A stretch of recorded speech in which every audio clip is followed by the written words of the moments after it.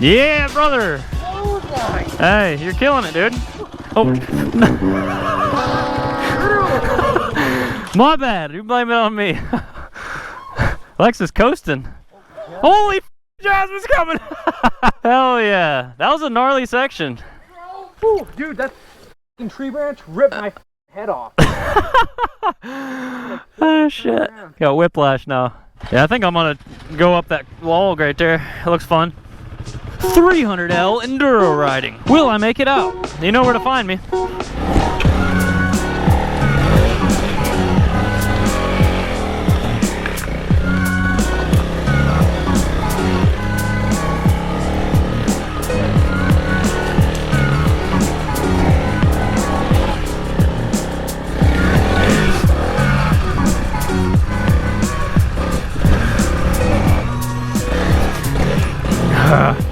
But yeah guys, so far I've had a blast on this bike. Oh, so while I'm here, I think I'm going to talk about some of the limitations that you do have with riding a dual sport off-road. And they're pretty obvious things, but a lot of people buy these bikes and expect them to be these fantastic dirt bikes, and that's just not the case. Yeah, you can come out here and do that stuff. It's definitely not the bike for the job. At the end of the day, this is a street-oriented bike. As I always say, about 60% street, 40% off-road. So I think one of the biggest limitations with a bike like this off-road is the weight. It's way heavier than almost any dirt bike out there, so when you drop it, not if, when you drop it, you're gonna wear yourself picking it up. Also, more things are probably gonna break. Unless you take a lot of this stuff off, you got these mirrors, you got the turn signals. I just broke a turn signal today, so there's a lot more that you might damage. That's another downfall. But they do make a lot better equipment. Like they have the double take mirrors with the ram mount, so they fold up out of the way when you're on the trails. Spark busters, of course, that's huge, which we're gonna have a handlebar setup video very soon. Obviously these bikes don't come with the best tires. They come with a very street oriented tire. Thankfully I have the Kenda Trackmasters on here right now. I could have done most of the stuff today with those IRCs, but it would not have been as fun. I would have been slip and slide, and don't get me wrong, I still am, but at least I have some meat.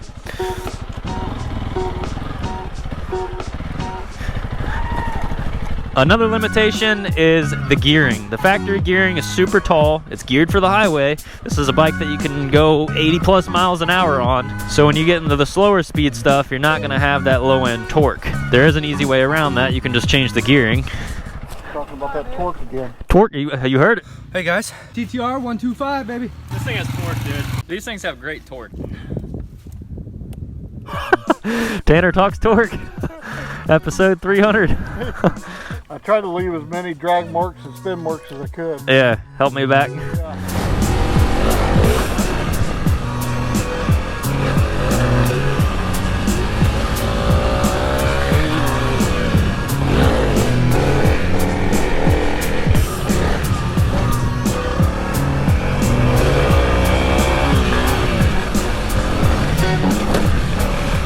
Bottomed out the forks. Let's talk about another weakness. The suspension is really soft. So when you start getting into this intense environment with all of these jumps and different obstacles that you're going to be beating your suspension up on, you're going to bottom out. It's going to bounce you around. It can be somewhat dangerous at some points. So just know the limitations. That's another thing. You just got to understand the limitations of the machine and ride within them. And if you choose to ride outside of those limitations like me, you got to be aware of the consequences and how to deal with some of the downfalls that the bike has.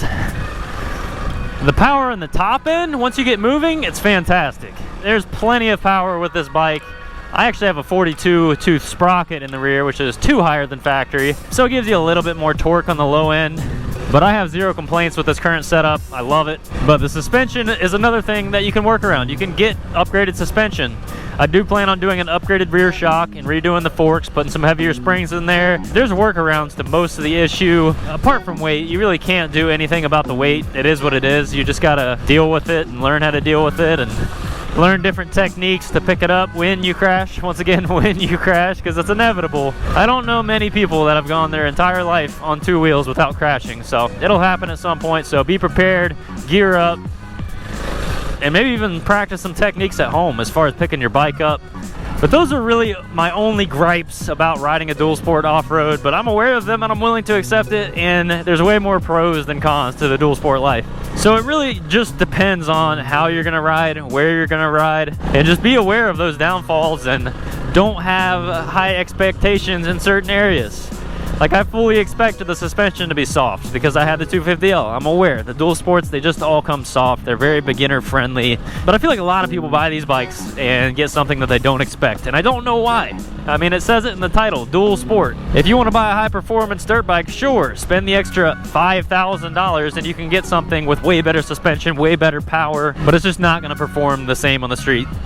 Well, yeah, dude, well, I ride my YZ250 down the block, man.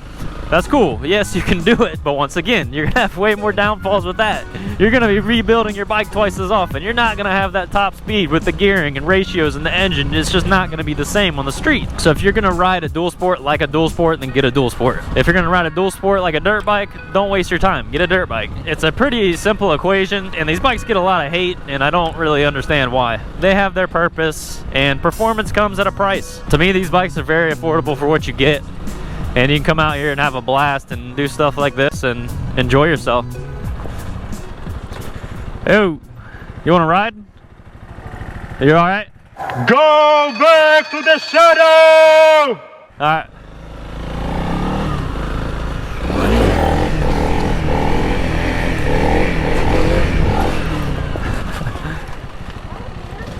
I asked him for a ride. So do you think it's that way or this way? Yeah.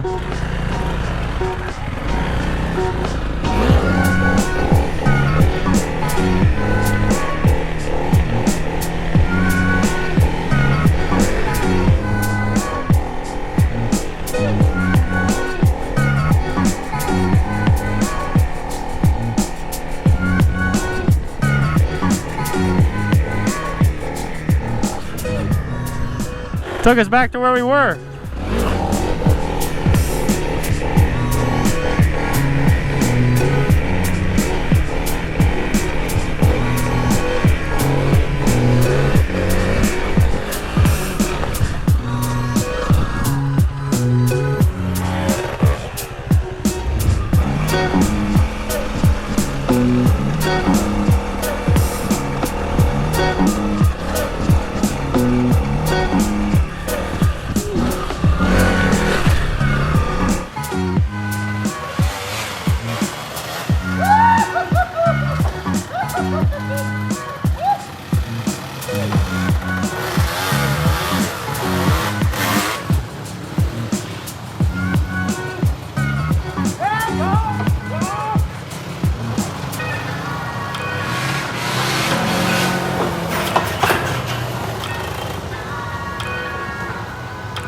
But we're probably about to head back for the evening, cook up some food, have a few drinks, and enjoy this beautiful weather. Might get a little chilly tonight, honestly, but I just want to wish everybody a happy Independence weekend.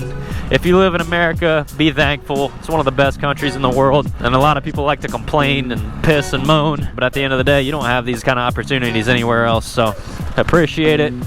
Thank you to all the veterans out there. I am definitely a proud American and I love my country. But if you're new to the channel, be sure to subscribe. I'd greatly appreciate it. Drop a like if you enjoyed. And until the next video, we'll see you then.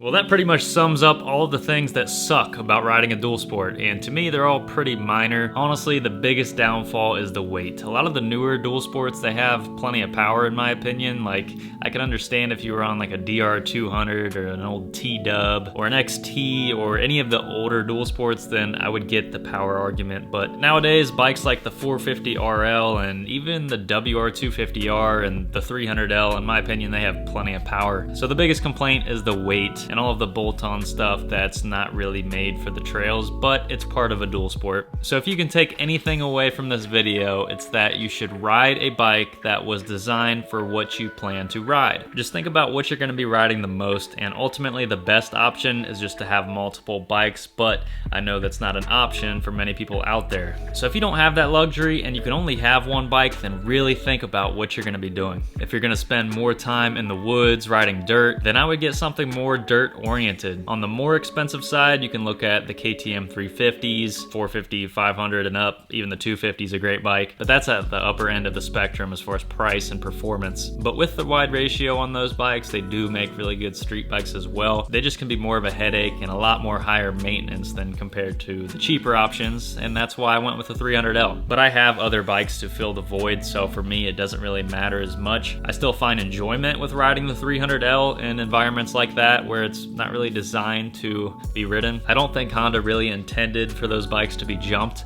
but it can be done and I have fun doing it. If you only got a couple $1,000, I would probably recommend like a DRZ. They're a pretty good all-around bike and you can find them fairly cheap. The market's crazy right now, but you can also find like an older 250L if you want the 6 speeds and fuel injection, my personal favorite. Or depending on the state that you live in, you can get a dirt bike and plate that. It's pretty easy to do here in Ohio, but I know a lot of other states have heavy restrictions on that and vehicle inspections that don't allow you to do that. There are ways around everything. You can get it registered in another state. I don't want to talk too much about that, but there are ways around that problem. So let me know your thoughts down in the comments below. What is your idea of the best all-around bike? Unfortunately, there really just isn't one bike that's good at everything, in my opinion. They're all gonna have their pros and cons, so just keep stacking money in the bank and get another bike. But if you're new to the channel, please subscribe down below, turn the notifications on. We upload 3 videos a week, Monday, Wednesday, Friday, 7 p.m. Eastern Standard Time. And until the next video, we'll see you then.